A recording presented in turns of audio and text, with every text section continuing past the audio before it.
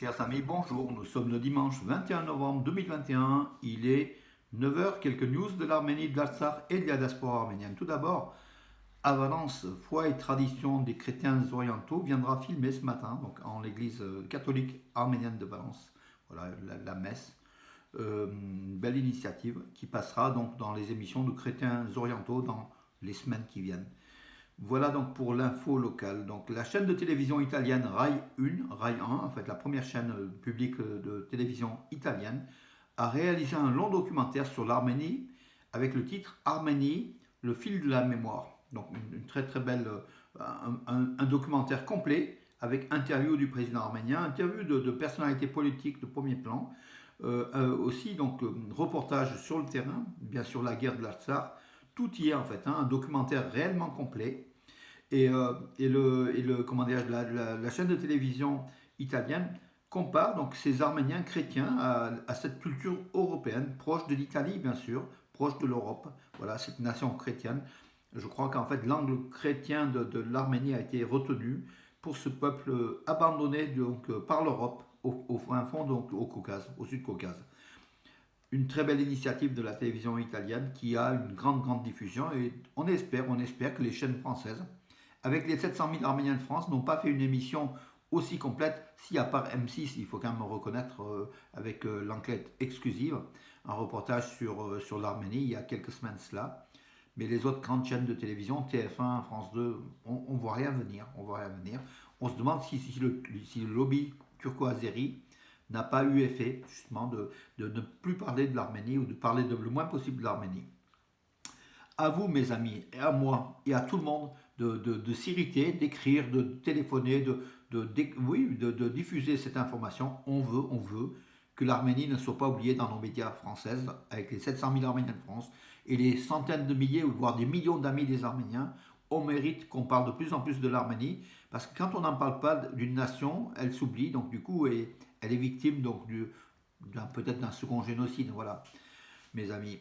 L'aéroport, donc le vol de la compagnie Nov Air qui devait relier Erevan à Kapan, donc des allers-retours Erevan-Kapan, Erevan. Kapan, c'est pratiquement l'extrême sud de l'Arménie, pas loin de Merli, hein, c'est dans la région de Syunik.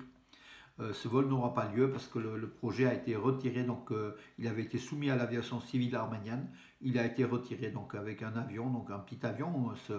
Ça allait relier donc la capitale arménienne à ce sud de l'Arménie. On ne sait pas pour quelle raison, sans doute économique. Hein, donc le dossier a été retiré à la demande même de la compagnie aérienne. Je pense qu'il y en aura d'autres, hein, parce que l'aéroport de Kapan a été rénové. Donc le gouvernement arménien a alloué un budget pour sa rénovation. Il faut que effectivement les vols internes de l'Arménie puissent aussi se dérouler, surtout dans un relief montagneux. Donc l'avion pourrait remplacer quand même facilement ces déplacements. En Artsakh occupé, donc plusieurs soldats azéris, au moins deux, ont été blessés dans l'explosion d'une mine à Kovsakan, en Artsakh occupé, oui, Kovsakan, qui est Zangelan, en fait, le Zangelan, donc comment c'est le nom azéri de Kovsakan, qui est un nom arménien.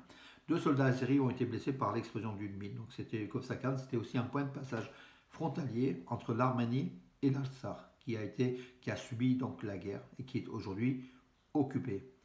Voilà mes amis, quelques infos. Alors, l'Italie, donc on l'a vu. Je vais vous demander juste une seconde. Euh, alors oui, j'avais aussi une ou deux infos. Oui, au niveau du football, en sport, l'Arménie après sa défaite, contre, comment dirais-je, contre l'Allemagne 4-1, contre la Macédoine du Nord, dégringole de la 89e place à la 92e place au classement de la FIFA, donc le classement mondial des équipes nationales. Voilà mes amis, donc oui, et des prêtres, donc 11 prêtres, non pas prêtres, 11 consécrations de 11 diacres de l'église arménienne à Saint-Echmiadzin, aujourd'hui, ce matin. Alors ceux qui sont à Yerevan, qui me suivent, peuvent y aller, donc à Sainte Subkrikol Savolish, la cathédrale donc au centre d'Erevan, la nouvelle cathédrale en fait, la grande cathédrale.